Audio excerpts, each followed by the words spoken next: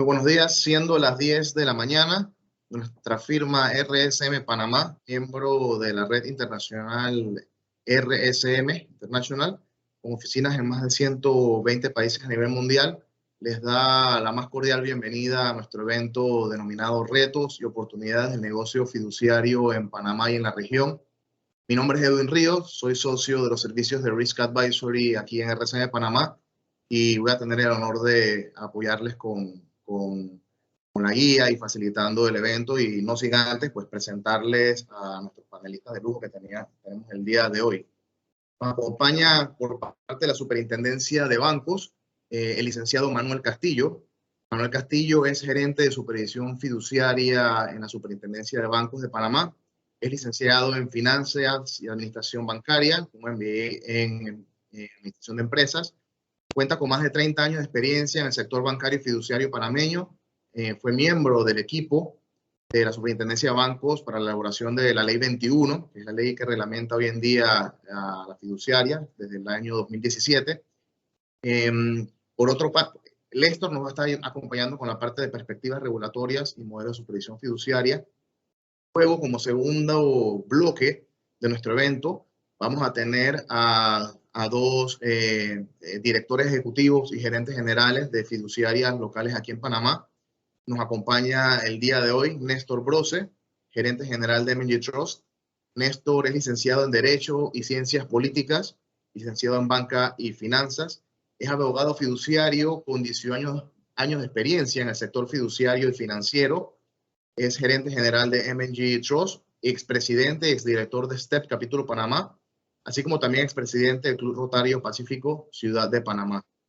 Adicionalmente, en este bloque y mesa, pues nos acompañará José Manuel Jaén. José Manuel Jaén es director ejecutivo en Asset Trust. José Manuel cuenta con el título de Derecho en Ciencias, en Derecho y Ciencias Políticas, MBA en Banca Internacional y Derecho Financiero. Actualmente está acreditado como Trust and Estate Practitioner, practicante de fiducia y sucesiones por the Society of Trust Practitioners, y es miembro fundador y directivo de la Asociación de Empresas Fiduciarias de Panamá. Y su servidor, Edwin Ríos, quien va a moderar el evento y cerrar el evento. Soy socio de los servicios de Risk Advisory de Panamá y pues bueno, he tenido experiencia dentro de la firma por más de 15 años como parte del equipo de auditoría interna, gobierno corporativo, Risk Advisory y prevención de riesgos capitales en el sector financiero y no financiero por más de 15 años, siendo licenciado en administración de empresas y en contabilidad y contando con certificaciones diversas en materias afines. Bien, dando esta introducción, quiero pasarle automáticamente la palabra al licenciado Manuel Castillo, gerente de supervisión fiduciaria, quien nos va a hablar el primer módulo bloque denominado Perspectivas Regulatorias y Modelos de Supervisión Fiduciaria en Panamá. Manuel, bienvenido, cordial bienvenida, te pasamos la palabra. Buenos días a todos. Le doy las gracias a RSM Panamá por la invitación a este prestigioso evento para la Superintendencia de Bancos en su condición de regulador y supervisor de la actividad fiduciaria en Panamá. Siempre estará en la mejor disposición dentro del marco de su competencia en colaborar en todas las iniciativas que promuevan y fortalezcan el sector fiduciario. Hoy conversaremos sobre las perspectivas regulatorias y modelos de supervisión para las actividades fiduciarias. Y nuestra agenda estará enmarcada en 3 partes. La primera trata de algunos comentarios generales sobre el resumen de la evaluación sectorial de riesgos de personas jurídicas y fideicomisos.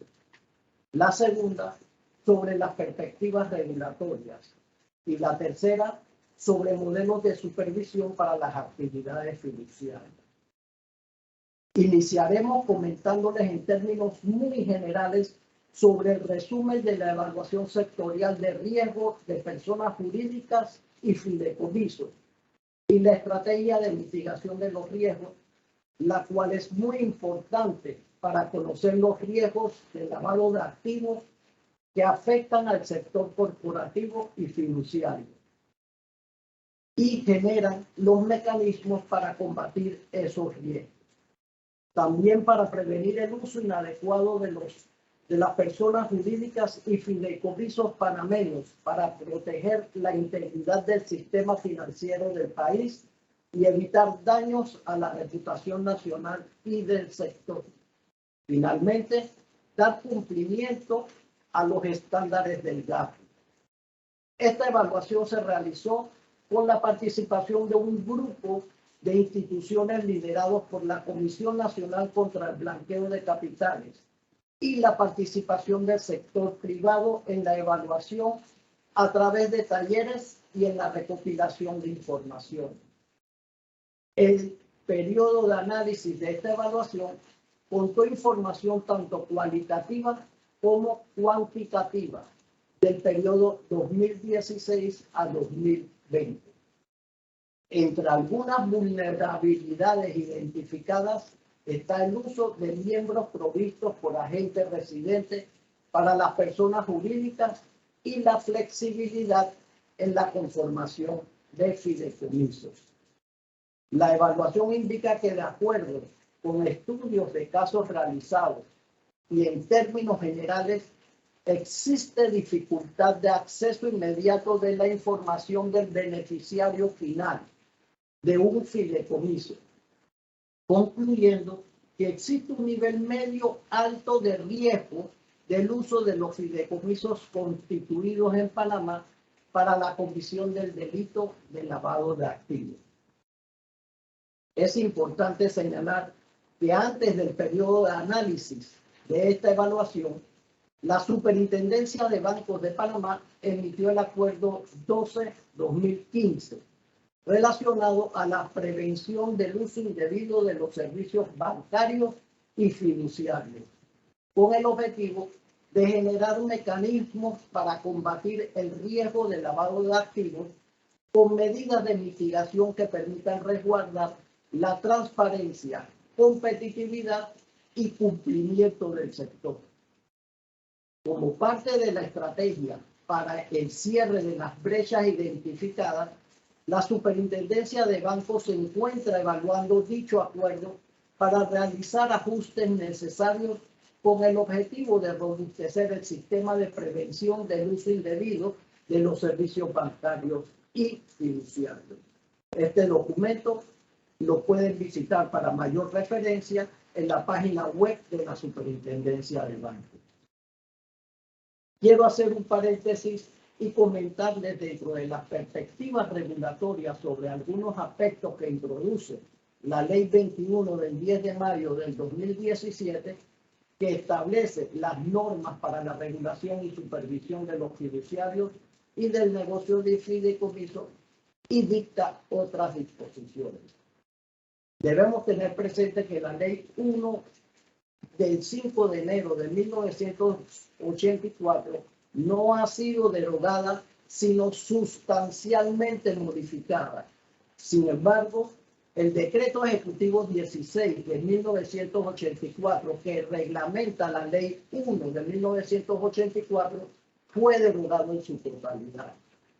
Dentro de estos aspectos, y por cuestiones de tiempo, mencionaremos algunos que introduce la Ley 21 del 2017, que establece competencia privativa a la Superintendencia de Bancos de Panamá para regular y supervisar a los fiduciarios, el negocio de fideicomisos y otras actividades autorizadas.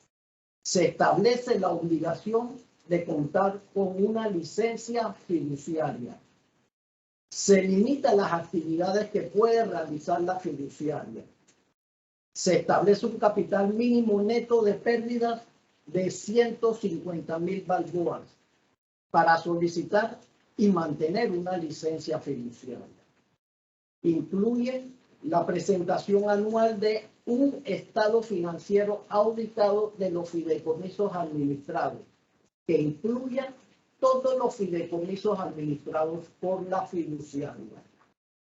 Se crea la tasa de regulación y supervisión fiduciaria y los derechos de inspección. Incluye los deberes del fiduciario, prohibiciones y conflictos de interés. En este sentido, La Superintendencia de Bancos ha emitido acuerdos fiduciarios y producto de la Ley 21 del 2017, las entidades que contaban con licencia fiduciaria al momento de entrada en vigencia de esta ley deberían acreditarse ante esta superintendencia para poder actuar como fiduciarios. Es por esta razón que se emite el Acuerdo 1-2017, que regulaba el proceso de acreditación de los fiduciarios titulares de licencia fiduciaria otorgadas por la Superintendencia de Bancos. Además, se emitió el Acuerdo 1-2018, que mediante el cual se desarrolló el concepto de inspección fiduciaria. Igualmente, se emitió el Acuerdo 1-2021, mediante el cual se establecen los criterios y requisitos para el otorgamiento de licencia fiduciaria. Debido a la situación que se mantiene por efectos de la COVID-19, la Junta Directiva de esta superintendencia ha rediseñado su hoja de ruta correspondiente al periodo 2022-2024 y se tiene como perspectiva regulatoria establecer algunos acuerdos fiduciarios, tales como el acuerdo de gobierno corporativo, acuerdo de protección de datos personales, que mediante la Ley 81-2019 le atribuye a la Superintendencia de Bancos la responsabilidad de reglamentar esta ley a sus reguladores. La Superintendencia de Bancos, como regulador y supervisor fiduciario, está comprometida en promover un sistema financiero cada vez más robusto, confiable y transparente, adoptando normas y estándares internacionales para contribuir con el logro de un sistema cada vez más sólido y competitivo, eficiente, seguro y moderno, creando un contexto de mayor seguridad jurídica que ofrezca diversidad y calidad de productos y servicios fiduciarios, con el objetivo de asegurar el liderazgo regional de Panamá como centro fiduciario internacional. Para los modelos de supervisión de las actividades fiduciarias, el principal objetivo de la Superintendencia de Bancos es velar por la solidez y eficiencia del sistema bancario y fiduciario. Para ello, la Superintendencia de Bancos debe ejecutar inspecciones ordenadas de acuerdo con la ley fiduciaria. En julio del 2012, la Junta Directiva de la Superintendencia de Bancos aprobó la utilización del Manual Único de Supervisión Basada en Riesgo, conocido como el MUSRE, lo cual introdujo un cambio significativo en el modelo de supervisión de esta superintendencia. Este documento es fundamental para garantizar la aplicación de las mismas normas de supervisión a todos los sujetos supervisados, sin dejar de lado el criterio profesional del supervisor. Es importante señalarles que el equipo de supervisores que realiza la labor de las inspecciones a la fiduciaria son colaboradores capacitados que cuentan como mínimo con título universitario y se mantienen constantemente en cursos y seminarios organizados por esta superintendencia a nivel interno y externo, con la finalidad de mantenerse actualizados en temas relacionados a las actividades fiduciarias.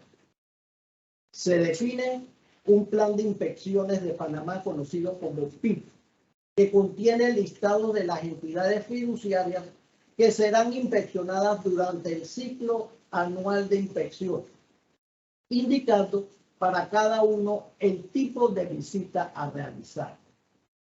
Es por eso que para la fiduciaria se establecen los siguientes tipos de inspecciones: inspecciones integrales, inspecciones de seguimiento, inspecciones especiales. Las inspecciones integrales y de seguimiento se realizan mediante 3 etapas, la planificación de la inspección, ejecución de la inspección, evaluación y cierre de la inspección. En la etapa de planificación de la inspección integral, juega un papel importante la inspección extra situ, ya que a lo interno de la superintendencia se elabora un programa de trabajo en la que se seleccionarán los procedimientos, las actividades operativas, la situación financiera de la entidad fiduciaria, revisión de expedientes de fideicomiso. Los procedimientos seleccionados están basados en la comprensión del negocio de la fiduciaria y los sistemas de información contables y de control. Igualmente se obtiene información que nos remiten las entidades fiduciarias a través de los átomos del sistema FITSIS y del sistema TIXO, como por ejemplo el formulario SBUF01.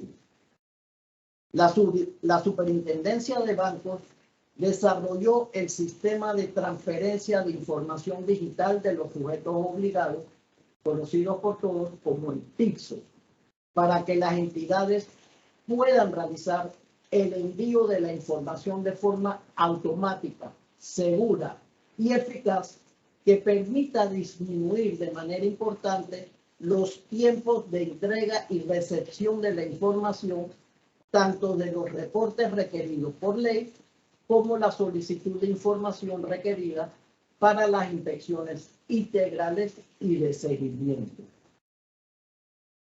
El programa de trabajo de las inspecciones de seguimiento debe estar basado en la verificación del plan de acción presentado por la fiduciaria, con el fin de subsanar los incumplimientos encontrados durante el proceso de la inspección anterior o la inspección integral anterior.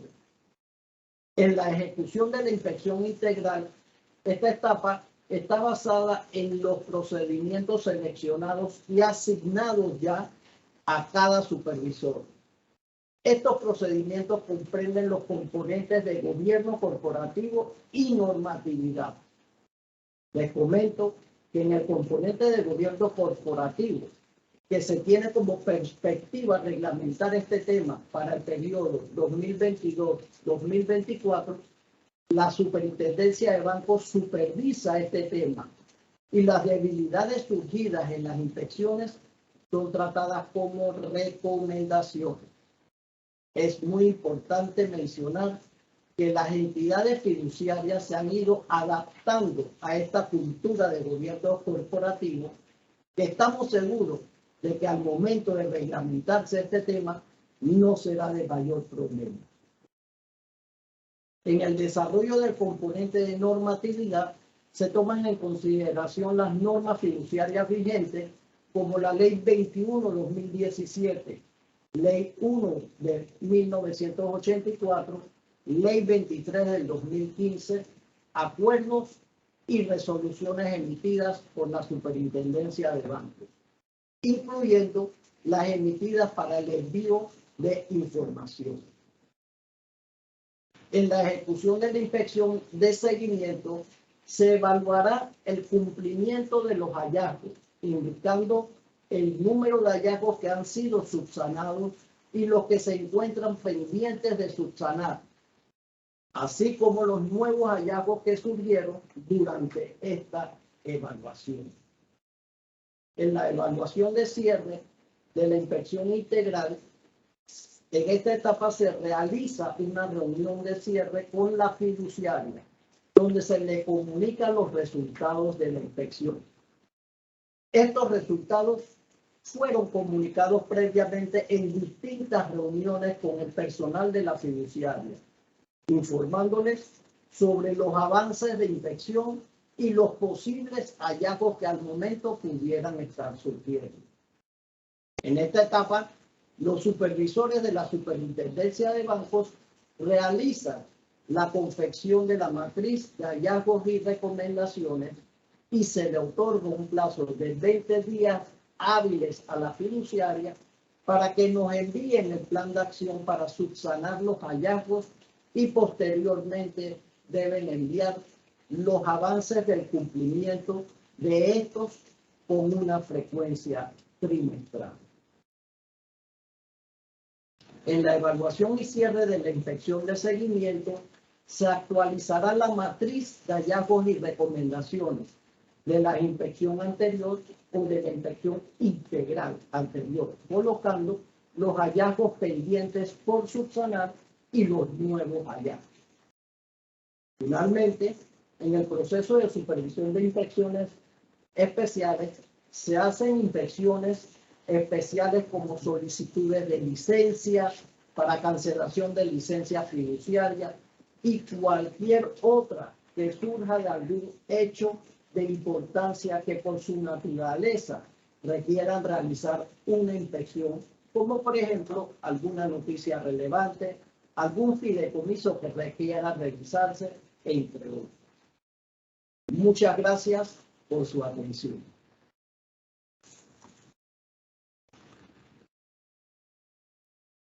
Muchísimas gracias, licenciado Manuel Castillo, por su ponencia. Definitivamente 3 temas muy interesantes abordados el día de hoy, ¿no? Definitivamente la evaluación de riesgo del sector de empresas fiduciarias, del sector fiduciario y de personas jurídicas.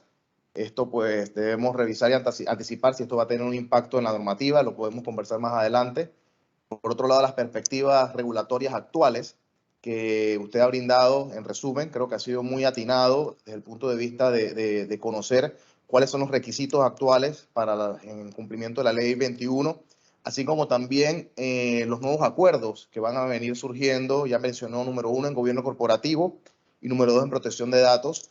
Y bueno, finalmente cerrando su ponencia con los tipos de inspección fiduciaria, que es muy bueno a los participantes conocerlos, no solamente el tipo de inspección, sino también las etapas de inspección. Esto permite tener una mejor eficiencia y calidad en la conversación ida y vuelta, interacción ida y vuelta con la superintendencia de bancos, sobre todo respetando las 3 etapas de la inspección que usted pues claramente nos ha mencionado, instruido. Así que muchísimas gracias por su ponencia.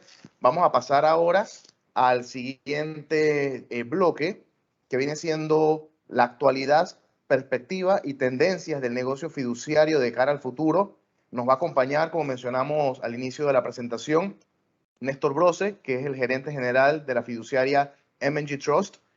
Y por otro lado, el licenciado José Manuel Jaén, director ejecutivo de la fiduciaria Asset Trust. Néstor, José Manuel, muchas gracias por participar. Bienvenidos. Les cedo la palabra para que puedan proyectar su cámara y habilitar sus micrófonos, por favor. Y les cedo la palabra. Muchas gracias, Edwin. Ante todo, les agradezco al equipo de RCM, a Edwin y al equipo de RCM por la oportunidad que nos brindan de poder un poquito hacer este conversatorio y contarles cuáles son, en nuestra opinión y en nuestra experiencia, las perspectivas de este negocio fiduciario y también la actualidad del mismo. Para eso, José Manuel y yo vamos a estar interactuando en un tipo conversatorio, comentando cuáles son nuestras opiniones sobre los negocios en los que vemos futuro, en los que vemos crecimiento. Pero antes de eso, quería yo presentarles un poquito sobre la actualidad del negocio fiduciario. La gráfica que ven en este momento presenta básicamente el crecimiento de los activos de fideicomiso durante los últimos 5 años, desde 2017 hasta la fecha. Como podrán ver, en los últimos años ha habido un crecimiento bastante sostenido, del 17% en el primer año, que está ahí medido, 18% en el segundo, 16% en el año 2019-2020, y durante la pandemia sí hubo una disminución del crecimiento del negocio fiduciario, que cayó a un 6% de crecimiento. Creemos que este año pues se debe retomar esto. Esto ha sido un fenómeno interindustrial, por así decirlo. No solamente ha afectado a los fideicomisos y el negocio bancario, sino que es un tema pues global que nos afecta a todos. Edwin, si el siguiente slide. Okay. Aquí les presentamos un poquito cómo se reparte el negocio fiduciario en Panamá. Para los que no están muy familiarizados, en Panamá la licencia fiduciaria, como explicó hace poco Manuel Castillo, se otorga a cualquier empresa que cumpla los requisitos que la ley exige. Básicamente, hoy en día las licencias fiduciarias que existen en Panamá la llevan estas 66 empresas fiduciarias, que de alguna manera u otra están vinculadas con alguna empresa hermana o holding, que son principalmente bancos o firmas de abogados aquí en Panamá. Entonces, como podrán ver, la cartera de los activos en fideicomiso están concentrados principalmente entre empresas fiduciarias vinculadas a bancos con licencia local y a licencias fiduciarias que están vinculadas a firmas de abogados aquí en Panamá. Cada una de estas tiene el 34%, y adicional a eso, pues, importante también mencionar los bancos oficiales que también tienen licencia para ejercer el negocio de fideicomiso. Son básicamente dos, tienen casi el 12% de la cartera del negocio de fideicomisos. Si vamos a la siguiente, Edwin. Ok, esta es quizás la más importante de todas, que básicamente nos detalla al cierre del 31 de diciembre de 2021 cómo ha estado compuesta la cartera de fideicomisos, los activos de fideicomisos, de acuerdo al tipo de fideicomisos que se han constituido. Siendo el más importante definitivamente el fideicomiso de garantía. Los fideicomisos de garantía, que componen el 45% de los activos de fideicomisos, el 53% de ese 45% corresponde a fideicomisos de garantías de fiducia. Sí, 36.000 millones, alguien me acaba de preguntar. Ok, el 53% de ese 45% es fiduciarias vinculadas a bancos, y le sigue el 21% fiduciarias vinculadas a firmas de abogados. O sea, el grueso en realidad lo siguen teniendo los bancos. Por razones obvias, los bancos son quienes otorgan los créditos que son garantizados con estos fideicomisos de garantía. Aquí entran fideicomisos de garantía principalmente tema de autos, que es muy común, y tema de inmuebles, y obviamente los temas de garantías de financiamientos en transacciones concretas en donde los bancos pues, otorgan los créditos. El segundo que ven allí es el fideicomiso de inversión, que tiene el 15%. De esa cartera de fideicomiso de inversión, el 54% corresponde a bancos oficiales, o sea, los dos bancos oficiales que tienen fideicomisos, y el 34% a banca privada. Este es fideicomiso de inversión solamente. 15% también tenemos el fideicomiso de administración, que básicamente la cartera se divide en 38% en los bancos, banca privada, me refiero, o sea, banco con licencia general, y el 27% bancos oficiales. Nuevamente, los dos bancos oficiales son los que tienen el 27% de esa cartera de fideicomiso de administración. Y quería mencionarles también importante la cartera de fideicomisos que aquí se llama otros. Ese 21% que ven ahí, el 97% de ese 21% son fiduciarias relacionadas a firmas de abogados. Estos fideicomisos son básicamente los fideicomisos patrimoniales o de sucesión, en donde un cliente pues le otorga el mandato a un fiduciario que administre un patrimonio, maneje un patrimonio para la sucesión propia o para pasárselo a sus herederos, por así decirlo. Ok, ahora un poquito vamos a entrar ya un poco más en materia de cuáles son nuestras perspectivas sobre el negocio. Edwin, si pasas a la siguiente. Y José, ya te dejo abierto para que entonces conversemos sobre las perspectivas y las tendencias del negocio que vemos para los próximos años.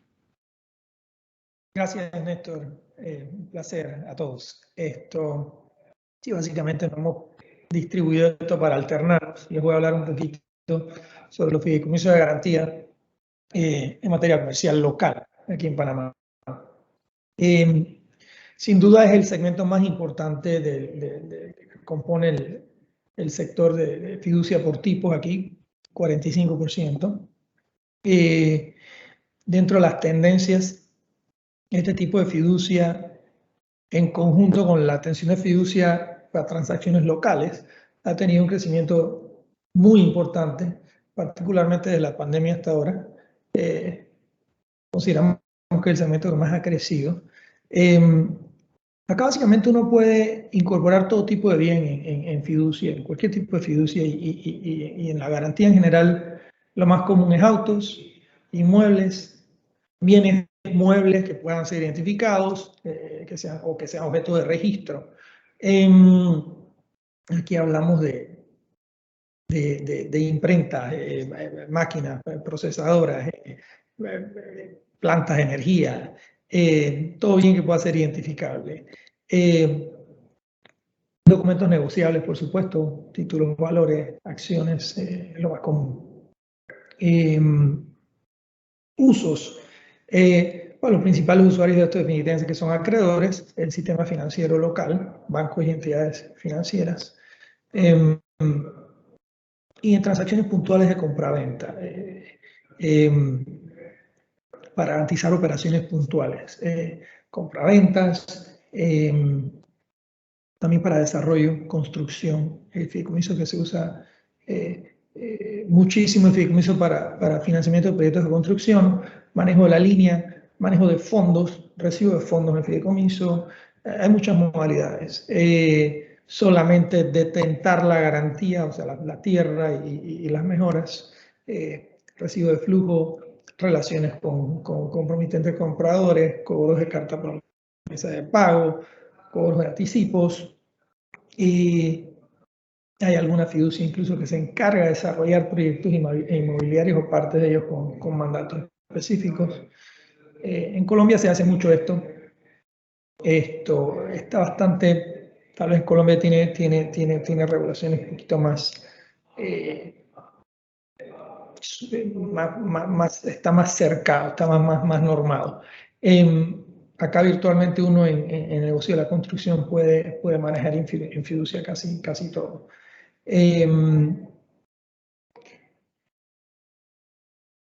Manejamos concesiones también, autopistas, corredores, las islas artificiales, las que se hicieron aquí en Ciudad de Panamá hace menos de 10 años, se manejaron en fiducia, garantizar créditos sindicados.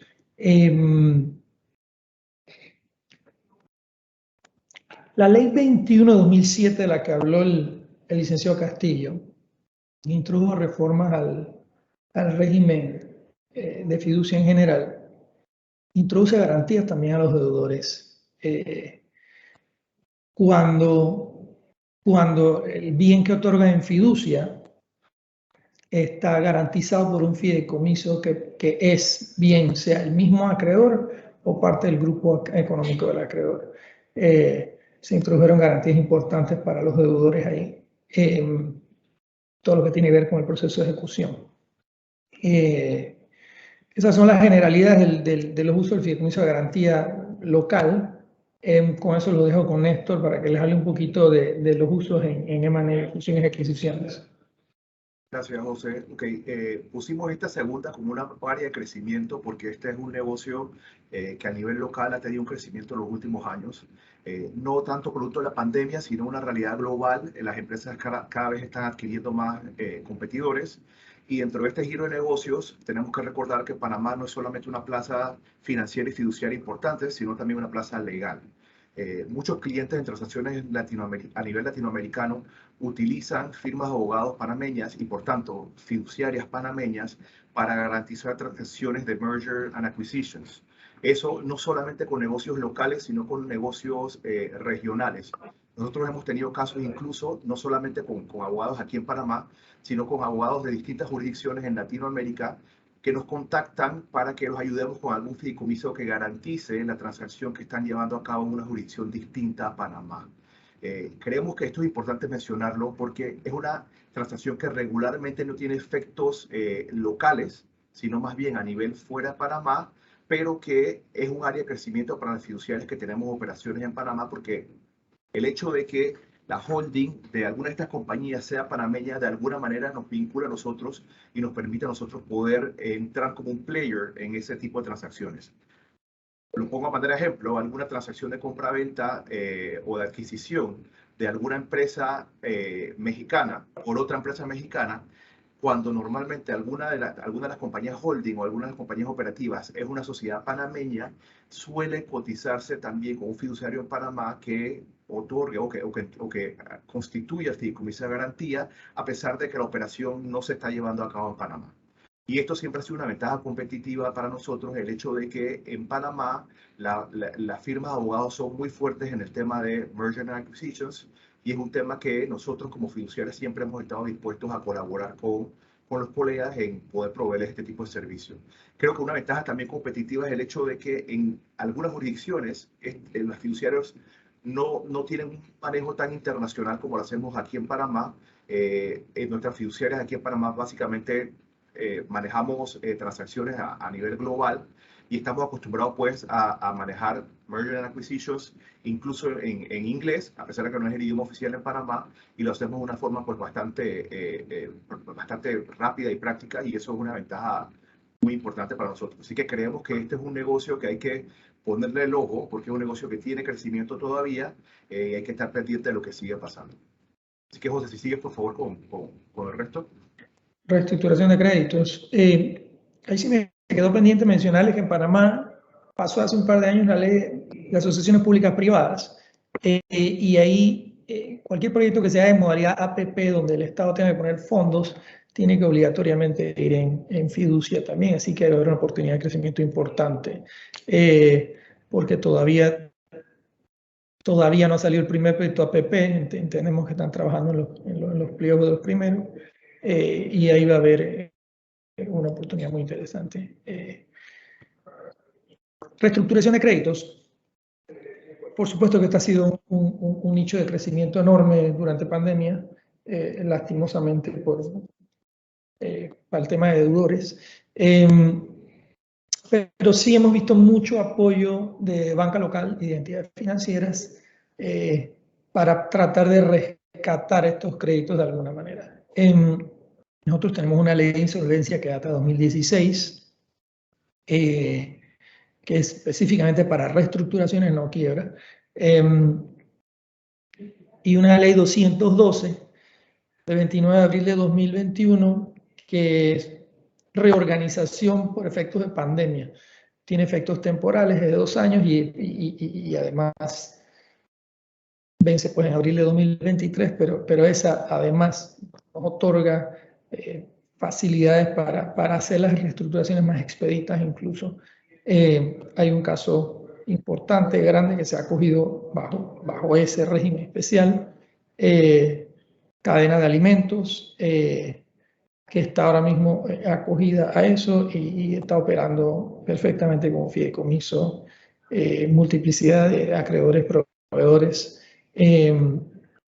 y se pudo lograr en parte pues, por la ley de la organización y manejar los flujos a través de un fideicomiso. Se han estado creando fideicomisos especiales para manejar bienes reposeídos, carteras completas o bienes específicos. Asistencia en reestructuraciones de crédito. Estos son por iniciativa privada, sin tener que haber recorrido a reestructuraciones amparadas en ningún régimen. Estas son promovidas mayormente por los bancos, donde el banco básicamente busca alternativas para salvar el crédito del cliente y salvar en su presentación de sus estados también financieros la situación de esta cartera morosa. Néstor les va a hablar ahora de planificación sucesoral y el uso de la fiducia en esos temas.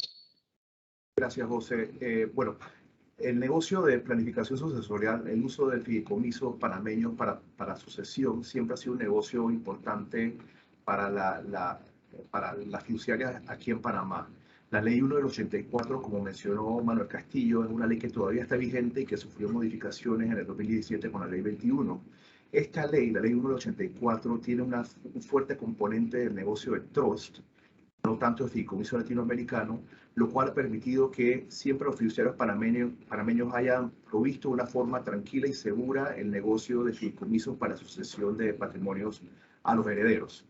Entonces, tema importante sobre esto es que la ley siempre ha permitido que en Panamá se constituyan, por ejemplo, fideicomisos mortis causa. La ley lo deja establecido y es una posibilidad que siempre queda abierta. Hay clientes que desean constituir los fideicomisos ya cuando fallezcan y la ley permite hacerlo de esa forma. Y otro tema también importante es que el tema de fideicomisos sucesoriales es un tema que siempre para nosotros ha sido importante desarrollarlo porque básicamente demuestra la confianza del mercado en el sector fiduciario, en las fiduciarias en Panamá. En otros países, sobre todo en Europa y en Estados Unidos, la figura de los fideicomisos para temas sucesoriales es un tema sumamente común y sumamente conocido. En Latinoamérica no es un tema tan desarrollado, excepto por Panamá, que es quizá la jurisdicción que más lo ha venido desarrollando, Y el reto para nosotros hoy en día con eso pues es poder continuarlo haciendo. Obviamente tenemos ciertos retos ahí importantes, por ejemplo el tema de los reportes por CRS que antes no existía. Ya a Panamá le toca reportar frente a otras jurisdicciones, cosa que otras jurisdicciones no lo están haciendo, en el caso por particular de Estados Unidos, aún. Y eso para nosotros obviamente presenta el reto de tener que competir con jurisdicciones como ellos para efectos de este tipo de fideicomisos. Importante mencionar que la Ley 21 de 2017 sí presentó dos ventajas muy importantes para este negocio en particular, y es básicamente que estableció en la misma ley que la capacidad del fideicomitente para constituir el fideicomiso se rige exclusivamente bajo ley panameña. O sea, el hecho de que el fideicomitente esté en una jurisdicción en donde hay justas o hay la obligación de dejar definidos ciertos beneficiarios, si el fideicomiso se constituye en Panamá, esa ley de ese país no aplica, aunque el fideicomitente esté en ese país. Y es una ventaja importante que está bajo la ley panameña. Todavía no ha sido demandada judicialmente, esperamos que no pase, pero es importante que los clientes lo sepan, y esa es una razón por la cual todavía se siguen constituyendo fideicomisos de este tipo. Y la segunda, que es una ventaja que contaba la ley de fundación de interés privado, pero que la ley de fideicomisos no la tenía hasta el 2017, que ya fue incluido, y es el tema de la prescripción de 3 años de la acción de impugnación con respecto a la transferencia de patrimonio al fideicomiso. Es decir, una vez el patrimonio se traspasa al fideicomiso, luego de 3 años ya no puede ser impugnado por terceros. Y eso obviamente es una ventaja que la contenía la ley de fundación de interés privado del 95, pero que la ley de fideicomisos, pues, del 84 no se había contemplado eso. En el 2017 ya fue incluido como un factor importante para el tema de constitución de fideicomisos de este tipo en Panamá. José, si quieres seguir con los REITs. Gracias, Néstor. Sí, otra modalidad de fiducia que se ha desarrollado bastante en los últimos años son los REITs, los fideicomisos de inversión inmobiliaria. Esto es una ley que data de 2010 y fue modificada y reglamentada hasta 2014. Básicamente toman de base el modelo de la fibra mexicana o los REITs norteamericanos. Hacer un pool o un paquete de activos inmobiliarios y meterlos en un fideicomiso. En Panamá, estar en un fideicomiso de inversión inmobiliaria te da muchas ventajas. Pero para acogerte a los beneficios tiene que ser un vehículo listado en la Bolsa de Valores de Panamá, pasar por la Superintendencia del Mercado de Valores y se lista en bolsa. En caso particular de alguno, incluso puede estar montado en la figura de una fiducia, cosa que la ley no obliga. Los fideicomisos de inversión inmobiliaria pueden ser estructurados en la forma de sociedades de inversión. Pero cuando además tienes la forma de un fideicomiso, tienes además la regulación adicional de la Superintendencia de Bancos, que da un poquito más de confort a los inversionistas extranjeros. Usos. Es un mecanismo para desmaterializar tus activos inmobiliarios. En vez de tener una finca, poseer una finca o poseer acciones en tenencia directa en acciones de una sociedad inmobiliaria, tienes tus participaciones a través de una cuenta de inversión local. Esto te facilita la liquidez de tus activos, la transaccionabilidad. Puedes mantener tu cuenta de inversión a través de tu estructura de planificación familiar sin ningún problema. Puede ser el propietario de la cuenta de inversión, puede ser tu fundación, puede ser tu fideicomiso familiar. Te da acceso, como dije, al mercado de valores. Permite la compra de cartera de activos inmobiliarios. Ahora, de nuevo, con todo el tema del distrés por pandemia, se han abierto oportunidades y entonces básicamente uno agrupa grupos de inversión para hacer ofertas y comprar activos inmobiliarios completos, donde el inversionista no tiene una participación específica en un inmueble, sino en una cartera de inmuebles, y con eso diluye también su riesgo en una particular inversión.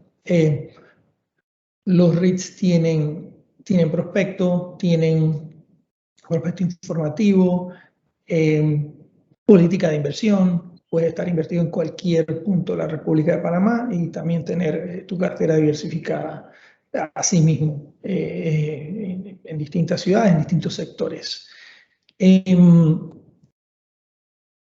Ventajas, como les mencioné, participaciones fraccionarias, es decir, yo puedo a través de un REIT estar invertido en un pool de activos comerciales, en un pool de activos hospitales, centros comerciales, vivienda de bajos recursos o de medianos recursos, orientarlo donde quiera. Atracción de grupos de inversión extranjera, en este caso, y tiene un elemento de atractivo fiscal importante para el inversionista porque la tarifa, el régimen especial de REITs tiene una tarifa del 10% de la ganancia final del proyecto, bien sea en renta o en desarrollo. En la modalidad de REIT uno puede invertir en proyectos de desarrollo o convertir el proyecto de desarrollo, comprarlo completo y convertir en un proyecto de renta y mantener una renta vitalicia prolongada dentro del REIT. Al estar listado en bolsa, también por legislación de bolsa de valores, cualquier venta que yo haga de mis posiciones en el REIT está exenta por transar en bolsa. Así como aquí en Panamá, también en el sector bancario, las cuentas de banco que tenga yo en Panamá, los intereses que produzcan las cuentas de banco están exentos de renta, pues las transacciones en bolsa también están exentas. Así es que yo puedo trasladar mi participación, venderla abiertamente al público en bolsa, completamente exenta. También uno puede participar a través de un REIT en inversiones inmobiliarias y tener acceso a tipos de visa muy atractivas que existen en Panamá para inversionistas calificados. Muchos suramericanos viendo este tipo de visa en Panamá, porque con una inversión de $300,000, $500,000 o $700,000, dependiendo del rubro donde uno esté invertido, puede obtener una residencia permanente en Panamá. Mucha gente se acoge a este régimen comprando bienes inmuebles, pero una casa o algún local. Pero puede uno hacerlo a través de una inversión en un REIT y con eso no queda sometido a tener que ocuparse de la casa o del bien particular que haya comprado, y le sirve esa inversión para aplicar al régimen migratorio especial. Con eso yo les doy el pantallazo del que es el régimen de REITs en Panamá. Y para hablarles un poquito con esto de las ventajas y retos que enfrenta Panamá como jurisdicción, ahí pusimos un menú de lo que nosotros consideramos que puede ser todavía factor de competencia importante para nosotros, como es el tema del idioma. Acá pues obviamente se habla el castellano, el español, pero también se maneja perfectamente el inglés en el sector de abogados, el sector financiero. Y para los latinoamericanos, Panamá siempre ha sido una jurisdicción de primer contacto y de preferencia por el manejo de idiosincrasia y de idioma. El hub regional, que no solo es la conectividad aérea, sino la plataforma de servicios financieros, el manejo del dólar, hace más de 100 años como moneda de curso legal, el centro bancario. Tenemos una tradición de servicios al mercado latinoamericano. Estabilidad legal, ahí Manuel dijo pues, que había habido una reforma en 2017, pero en esencia los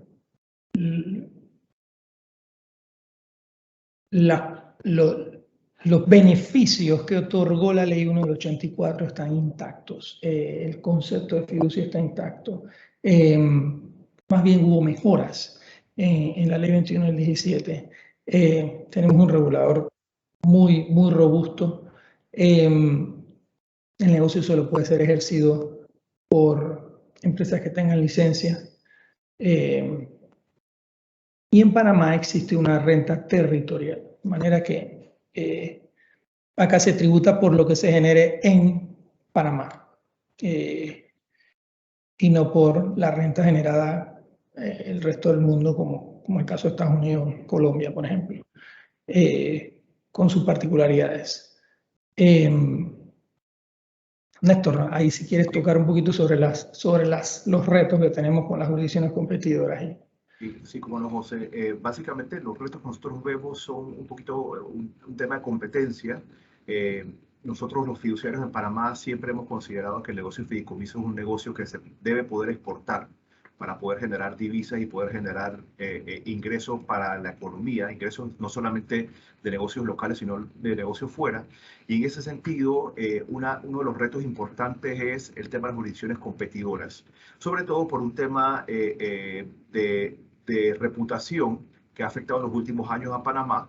Nosotros, como mencionó Manuel Castillo al inicio, uno de los retos de la superintendencia ha sido un poquito, con la supervisión que ellos ejercen, limpiar la imagen del negocio en Panamá, no solamente fiduciario, sino también bancario.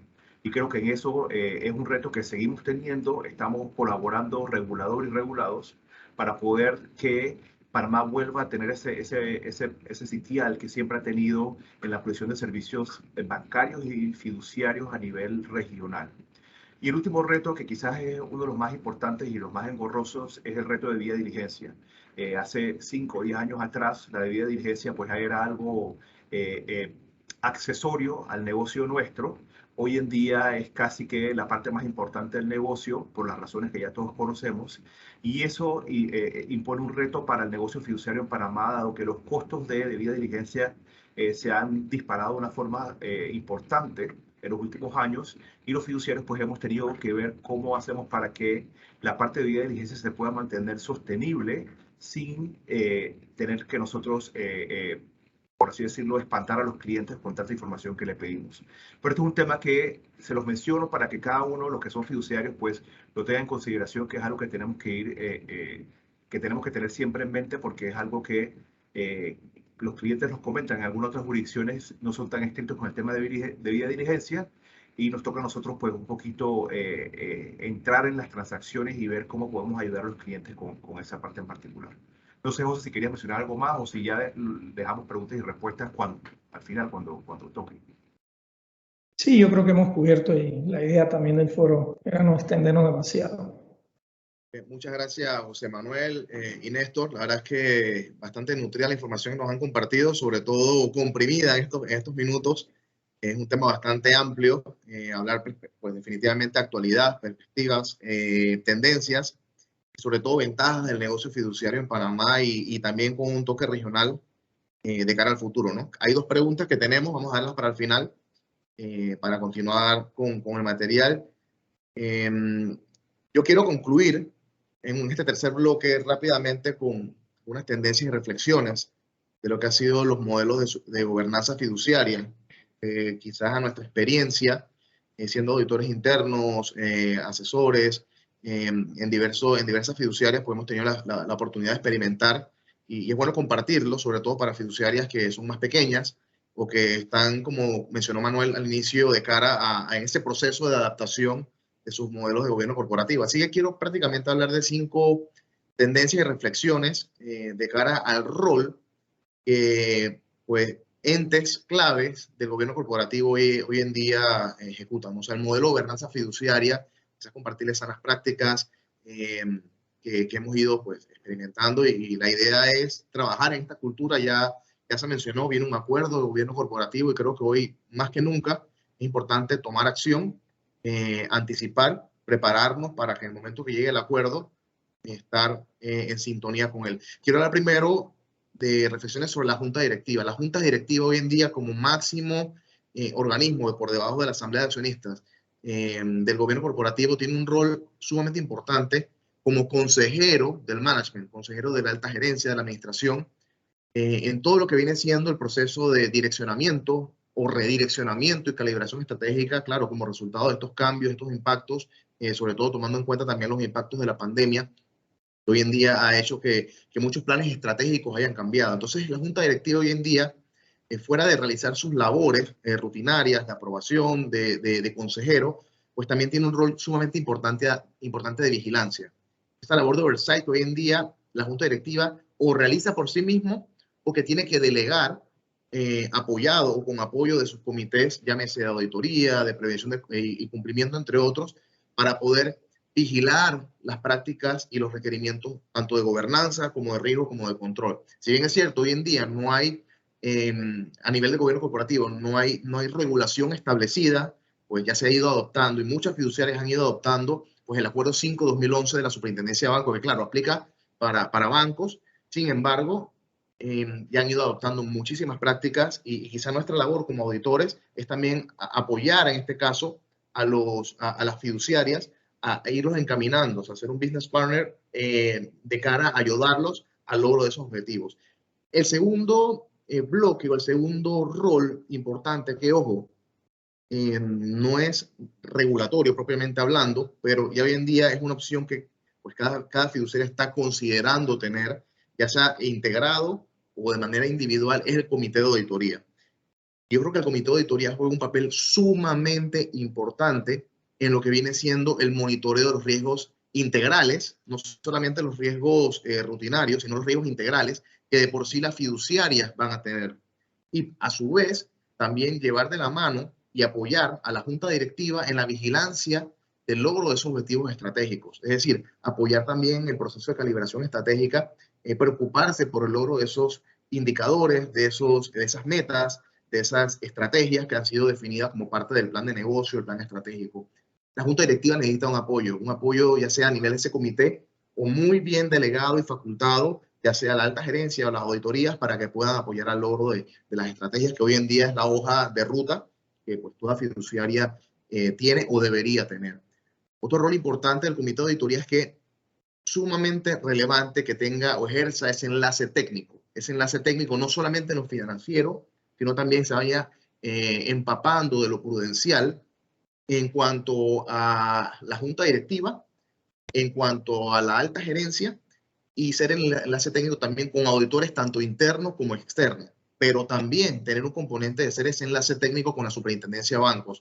Hoy en día, o sea, emitimos estados financieros bajo normas internacionales de información financiera, pues ¿quién mejor que el comité de auditoría que debe contar con expertos financieros para ser ese intérprete entre la administración, los auditores y la superintendencia de bancos y asegurar los debidos procesos de revisión o ratificación y aprobación previa al visto bueno final de la junta directiva de esos estados financieros, así como otros reportes, llámense financieros y no financieros. Entonces, el comité de auditoría hoy en día es una práctica que pues, muchas fiduciarias están considerando para robustecer su esquema o su práctica de gobernanza fiduciaria.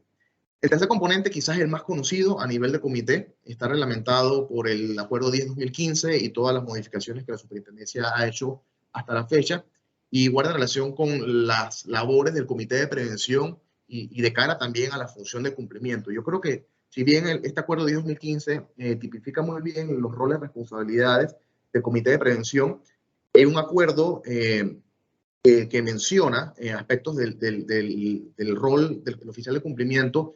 Creo que hay que enfatizar un poco más y sobre todo vigilar la efectividad del programa de cumplimiento. Es decir, enfocarse en las prácticas de riesgo, tomar el enfoque basado en riesgos. Y esto es sumamente relevante, no lo dice Edwin Ríos, no lo dice RSM, lo dice el Grupo de Acción Financiera Internacional en su recomendación número 1.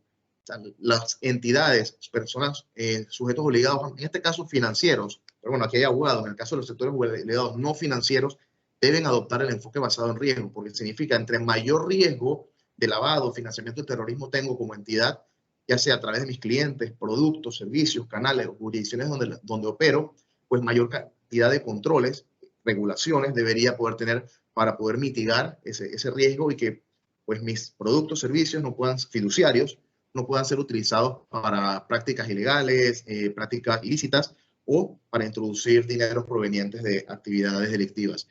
Entonces es un rol que debemos revisar y asegurar que este comité tenga muy presente en lo que viene siendo la responsabilidad de vigilancia, la efectividad del programa de cumplimiento orientada al enfoque basado en riesgo. Y al igual que el comité de auditoría, debe ser el mejor enlace técnico en cuanto a la junta directiva hacia arriba, con el propio área de cumplimiento y con la superintendencia, definitivamente hablando del tema de cumplimiento y prevención de blanqueo de capitales. Muy importante, tanto el comité de auditoría como el comité de prevención deben proveer, otorgar y preservar la independencia o los criterios de independencia, jerarquía y autoridad tanto de los auditores como del oficial de cumplimiento, porque son la segunda línea de defensa y la tercera línea de defensa. Son quienes apoyan como business partner del negocio con independencia a apoyar al cumplimiento y a monitorear el cumplimiento pues, de los procesos, de las políticas, los procedimientos, de las regulaciones y también de la propia gestión de riesgo. No solamente es riesgoso lo que está reglamentado, lo que el regulador nos dice hay que vigilar, hay que supervisar.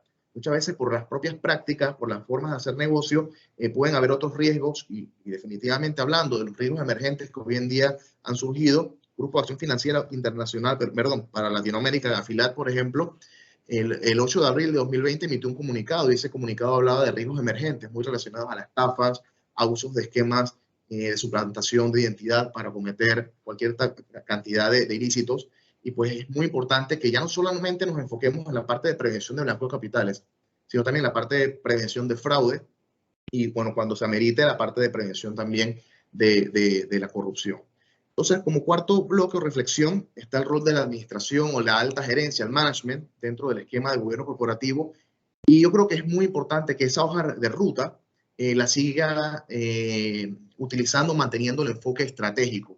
Ese enfoque estratégico de cumplir con los indicadores, de asegurar el cumplimiento de manera proactiva, de manera autorregulada, de autogestión, y de autocontrol para poder cumplir tanto con políticas y procedimientos orientados a la gestión de riesgo y por otro lado, de cara a apoyar el logro de los objetivos estratégicos. Entonces, por otro lado, es importante tener en la balanza personal o ejecutivos y también esto califica para directores, miembros de la Junta Directiva y de los comités, que tengamos una muy buena balanza en lo que vienen siendo las expectativas de valor. O sea, debemos tener directores ejecutivos que se enfoquen en la creación del valor.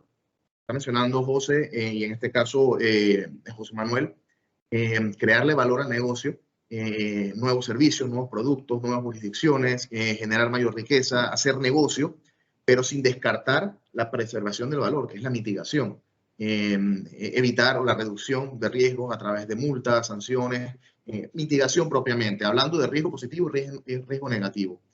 Y pues definitivamente hoy en día la alta gerencia, siendo dueño de los objetivos también, de los controles y de los riesgos, pues debe asegurar, ya sea directamente o con apoyo, una gestión adecuada de los riesgos, a su tamaño, a su complejidad, a su volumen de operaciones, a su tipo de fideicomisos, pero debe gestionar los riesgos, incluyendo los nuevos riesgos emergentes que puedan afectar directamente mi tipo de fiduciaria. Si yo soy una fiduciaria que solamente me dedico a la parte de garantía, pues claro, puedo tener menor cantidad de riesgo, pero si soy una fiduciaria que definitivamente me enfoco a fideicomisos de inversión, a REITs, a fideicomisos de reestructuración crediticia, todo lo que mencionó en este caso pues, José Manuel y Néstor en el módulo anterior, pues, y deberíamos también analizar cualquier riesgo emergente o posibles riesgos emergentes que puedan amenazar no solamente mi fiduciaria, sino también la reputación y la reputación de Panamá, ya obviamente hablando de riesgo país. Y por último, y tengo que decirlo como auditor interno y externo, pues el valor que la auditoría interna y externa debe proveerle a la fiduciaria o al sujeto obligado financiero en este caso, y al no financiero. Hoy en día es muy importante el cambio de enfoque, ese cambio también de chip del auditor interno principalmente hacia el enfoque basado en riesgo, entender los riesgos de la fiduciaria y conducir su plan de trabajo utilizando el enfoque basado en riesgo. Como les decía hace un momento, no lo decimos nosotros, lo dice Gafi, las sanas prácticas de auditoría interna y externa también toman en cuenta el enfoque basado en riesgo. Y auditoría interna, más que nadie, también tiene un rol normativo de vigilar y apoyar a los negocios a través de sus sombreros de aseguramiento y de consultoría, de poder brindar un seguimiento y un aseguramiento razonable del logro de los objetivos estratégicos que han sido, digamos, diseñados entre la junta directiva y que son conducidos o realizados por la alta gerencia, quienes al final son los que conducen digamos, el timón fiduciario. Hoy en día, el auditor interno, ojo, sin romper sus atributos de independencia y de objetividad principalmente, juega un rol muy importante que se conoce como el GRC Independent Business Partner. Esto significa que hoy en día el auditor interno se vuelve un aliado de la junta directiva, un aliado, vamos a llamarlo, del gobierno corporativo de manera independiente para ayudar a vigilar, a revisar, a monitorear el gobierno, el riesgo, el control y el cumplimiento. Entonces, el rol de auditoría interna, ya sea de planta o tercerizado, debería asegurarse de ir de la mano con el gobierno corporativo para apoyarlo, anticipar, vigilar y sobre todo en estructuras o fiduciarias que no tienen, digamos, los recursos para establecer mecanismos de riesgos, procesos de gestión de riesgos o claramente objetivos estratégicos, digamos, definidos. Y por el otro lado, hablando de auditorías externas, es sumamente relevante fuera de los recursos, la disciplina de realizar tus evaluaciones periódicas. Que alguien de afuera te diga, mira, mi sistema de control interno, que involucra prácticas de gobierno corporativo, prácticas de cumplimiento de políticas internas, más allá de lo que me pide el regulador y es vigilado, supervisado, fiscalizado en las inspecciones en sitio y extra situ, pues debo velar por el cumplimiento también de mis políticas internas, así como de los esquemas de prevención de blanqueo de capitales. El artículo 45 de la ley 23 pues establece el requerimiento de hacer una evaluación independiente. Hoy en día, todas las fiduciarias a nivel local tienen la obligación por ley 23, artículo 45, de realizar una evaluación independiente de blanqueo de capitales para evaluar la efectividad del programa de cumplimiento. Y ese informe debe estar a disposición del regulador financiero, en este caso, la Superintendencia de Bancos, seguros, de valores, etc. Y pues definitivamente, hablando de roles emergentes, pues no descartar pues también el hecho de que las evaluaciones periódicas independientes también deben tener el componente de ciberseguridad, de protección de datos, porque definitivamente ahí hay riesgos sumamente importantes de que un externo, un hacker externo, interno, pueda acceder a información de beneficiarios finales, de participantes de los fideicomisos o de beneficiarios finales de los fideicomisos y poder publicar de manera no autorizada esto. Así que con estas 5 reflexiones relacionada al modelo de gobernanza fiduciaria, yo quiero cerrar este tercer módulo y bueno, abriendo entonces el espacio a preguntas y respuestas. Les había comentado que ya teníamos algunas preguntas y respuestas establecidas. Quizás vamos a arrancar en el mismo orden que hicimos la presentación. Con el licenciado Manuel Castillo, de la Superintendencia de Bancos. Manuel, nuevamente, ¿qué pudiese decirnos, comentarnos sobre los criterios que son utilizados hoy en día para armar o elaborar el plan de inspecciones aquí en Panamá? Mencionaste el modelo Musber, sin embargo, quizás ampliar un poco en los criterios que utiliza la Super para elaborar ese plan de fiscalización o de inspección.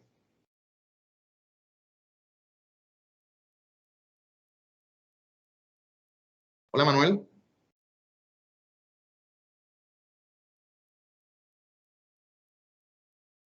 ¿Aló? ¿Me escuchan? Sí, te escuchamos, Manuel. Ok, gracias. Sí, el plan de inspecciones de Panamá, el PIP, se elabora con 2 meses antes del año que se está programando. Por ejemplo, en los meses de noviembre y diciembre del 2021 se hizo la programación de las inspecciones que se realizan este 2022. Se toma en consideración por lo menos una rotación de cada 2 años para revisar a todas las fiduciarias del sistema. Igualmente se contemplan algunas inspecciones de seguimiento, algunas fiduciarias, tomando en cuenta el número de hallazgos por lo que representan mayor riesgo para la fiduciaria de acuerdo con la última inspección realizada. Es decir, generalmente lo que van a ver es una rotación de cada 2 años para revisar todas las fiduciarias del sistema. Y esto se planifica desde 2 meses antes del mes que se está, del año de que se está realizando la inspección. Muy bien. Con esto la aclaro. Sí, definitivamente, Manuel. Oye, otra pregunta. ¿Cuál es el tipo de fideicomiso más representativo desde su perspectiva como regulador?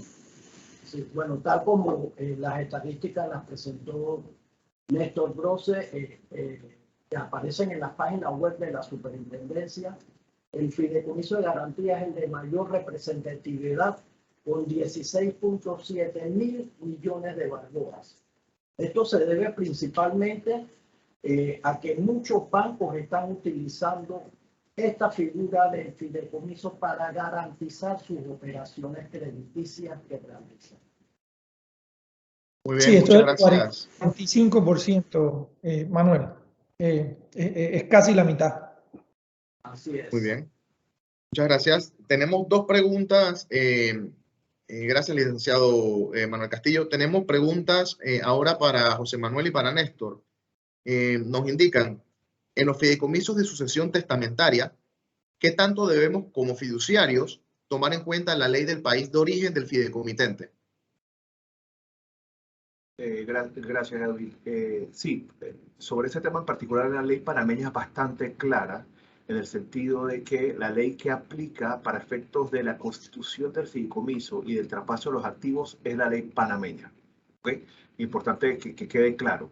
Ante un tribunal panameño, el tribunal va a fallar en favor del fideicomiso, del patrimonio autónomo, puesto que la ley es muy clara en ese sentido. Eso se incluyó en el 2017 y, como lo mencioné, es una de las ventajas que tenemos frente a otras jurisdicciones. Esto, obviamente, como todo en derecho, tiene, por así decirlo, sus matices. Es importante que el abogado que va a estructurar el fideicomiso considere, por ejemplo, la jurisdicción en donde están los activos. Porque si se está traspasando un activo que está en una jurisdicción en donde sí hay justas hereditarias, entonces es muy probable que en esa jurisdicción pueda ser reclamado ese activo. Y, por así decirlo, esta protección, pues, quedaría en tela de dudas y es importante que se analice en cada caso. Pero sí es importante que, o sea, la ley panameña lo dice, que yo tenga conocimiento, no hay todavía ningún precedente judicial sobre el tema, o sea, no ha habido nadie que intente reclamar esas transferencias o esos fideicomisos, pero la ley es bastante clara sobre este tema y creo que los tribunales pues fallarían a favor. Bien, gracias, Néstor. Tenemos una segunda pregunta. Sí. Saludos a la colega, querida Cintia, que hizo la pregunta. Complementando un poquito lo que dijo Néstor, este tipo de normativa también existe en algunas otras jurisdicciones, hace inclusive más años. Y en efecto, ¿no? Si, tratándose, yo creo que lo que quería decir Néstor ahí es bienes inmuebles, ¿no? Que tú no puedes arrancar del país donde sea que estén.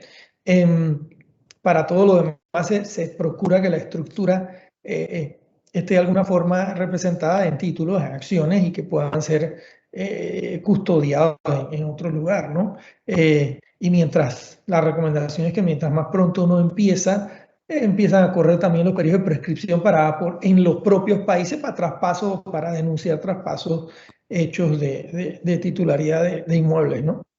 Recogerlos con una figura, con una sociedad en ese país, y entonces eso tirarlo a la fiducia o al vehículo de planificación que tengas arriba. Muy bien. Tenemos una segunda pregunta. ¿Cuáles serían las ventajas para una sociedad de inversión inmobiliaria constituir un fideicomiso con los bienes de su cartera de inmuebles? Es la pregunta puntual que nos hacen acá.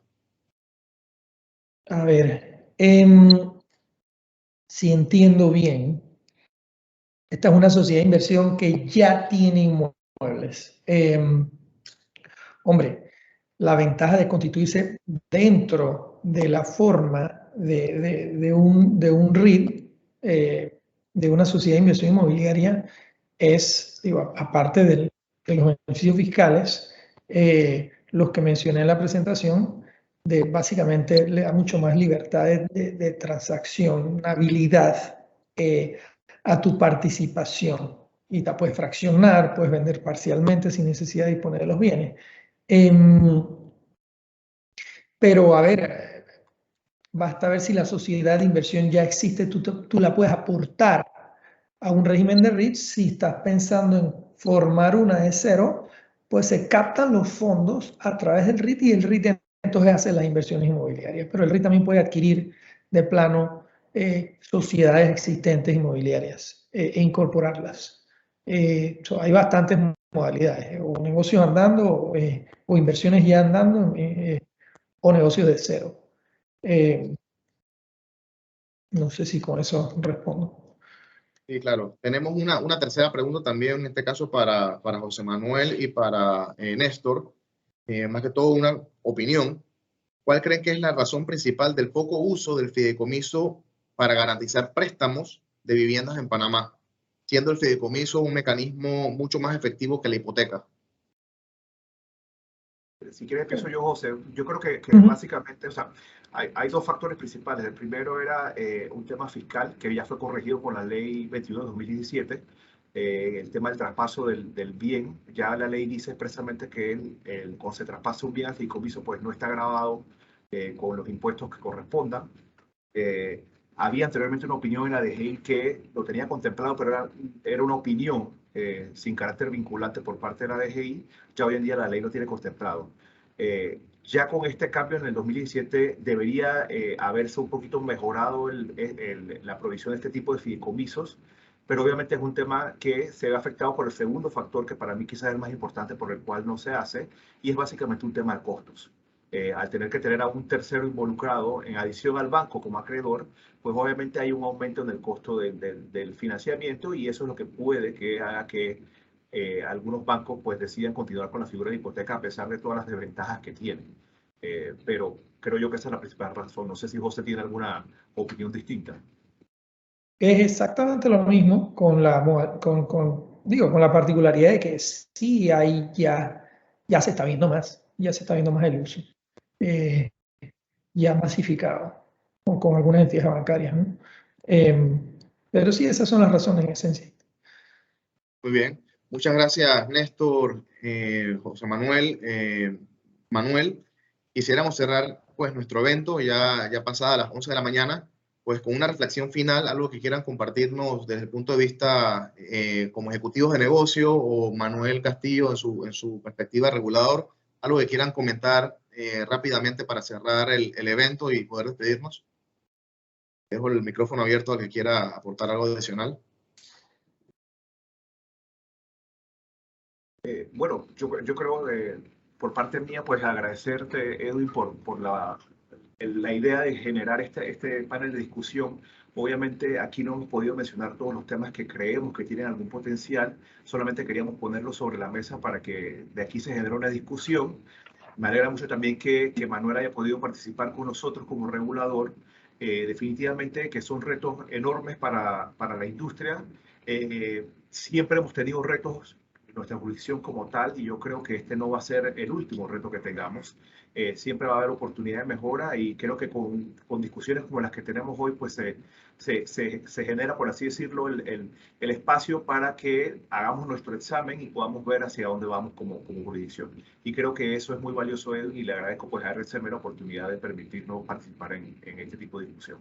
No, muchas gracias a ti, Néstor, por el apoyo y por todos tus datos y tus comentarios. Manuel Castillo, si desde el punto de vista del regulador quieres hacer una reflexión de cierre.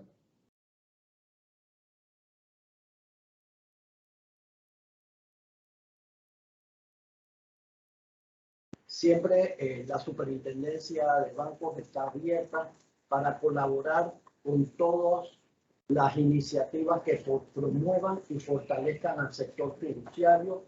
Estamos comprometidos principalmente para ir realizando acuerdos fiduciarios de carácter a normas internacionales que promuevan el desarrollo, siempre con miras de verificar el incremento al desarrollo de este sistema fiduciario para convertirlo en un sector de que sea un hub fiduciario como un centro fiduciario internacional.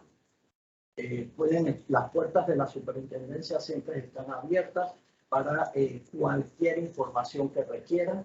En la página web de la superintendencia también están información que puede ser de mucha importancia para todos los sujetos regulados y para el público en general, para conocer principalmente estos temas que son muy especializados sobre el fideicomiso en Panamá.